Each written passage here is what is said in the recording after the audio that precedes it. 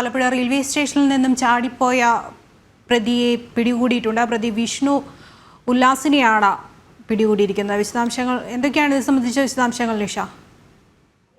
2 ദിവസം മുമ്പാണ് തിരുവനന്തപുരത്ത് നിന്നും രാമങ്കരി കോടതിയിൽ ഹാജരാക്കാൻ കൊണ്ടുവന്ന പ്രതി വിഷ്ണു ഉല്ലാസ് ആലപ്പുഴ റെയിൽവേ സ്റ്റേഷനിൽ വെച്ച് ചാടിപ്പോയത്. ടോയ്ലറ്റിൽ കയറിയ ശേഷം പ്രതി അതിന്റെ ജനാലയിലെ കമ്പി വളച്ച് രക്ഷപ്പെടുകയായിരുന്നു. എന്തായാലും 2 ദിവസം മുൻപ് രാത്രി 8:30 മണിയോടുകൂടിയാണ് പ്രതി ചാടി പോലീസുകാരെ വെട്ടിച്ച് ടോയ്ലറ്റിന്റെ ജനലിലെ കമ്പി വളച്ച് ചാടി രക്ഷപ്പെട്ടത്. അന്നു മുതൽ പോലീസ് ഇയാൾക്കായുള്ള തെരച്ചിൽ ഊർജിതമാക്കിയിരുന്നു. ഇന്ന് ഇപ്പോൾ ഉച്ചയ്ക്ക് ശേഷം പുന്നപ്രയിലെ ഒരു ഒഴിഞ്ഞ വീടിന്റെ ടെറസിൽ ഇത്തരത്തിൽ പോലീസിന്റെ കൈ വിലങ്ങുള്ള ഒരാളുണ്ട് എന്നൊരു ഇൻഫർമേഷൻ പോലീസിന് കിട്ടി. ആ പ്രകാരം പുന്നപ്ര പോലീസ് എത്തിയാണ് ഈ വിഷ്ണു ഉല്ലാസ് എന്ന് പറയുന്ന പ്രതിയെ കസ്റ്റഡിയിലെടുത്തത്. എന്തായാലും ആലപ്പുഴ സൗത്ത് പോലീസിന്റെ പരിധിയാണ് റെയിൽവേ സ്റ്റേഷൻ പരിസരം.